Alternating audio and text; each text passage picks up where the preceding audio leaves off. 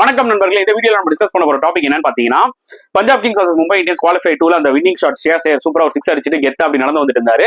As usual formalities உங்களுக்கு நல்லா தெரியும். ஆப்போனன்ட் டீமோடையும் சரி, உங்களோட டீம் அண்ட் மேனேஜ்மெண்ட் ஸ்டாஃப் எல்லாம் வருவாங்க, கை கொடுப்பாங்க. அண்ட் அந்த டைம்ல வந்து பாத்தீங்கன்னா ஷேர் எல்லாருக்கும் கை கொடுத்துட்டே வந்துட்டு இருக்கும்போது சஷாங்க் சிங் வந்தாரு. அவருக்கு கை கொடுக்காம வந்து பாத்தீங்கன்னா கேவலமா ஒரு வார்த்தையில திட்டிட்டுல தயவு செஞ்சு மூஞ்சிலே முடிக்காதன்ற மாதிரி சொல்லிட்டு போனாரு. சஷாங்கும் ஒரு மாதிரி அப்படியே அப்செட் ஆகி அப்படி மூவ் ஆகி போவாரு. அது ஏன்னா அதுக்கு காரணம் இருக்கு.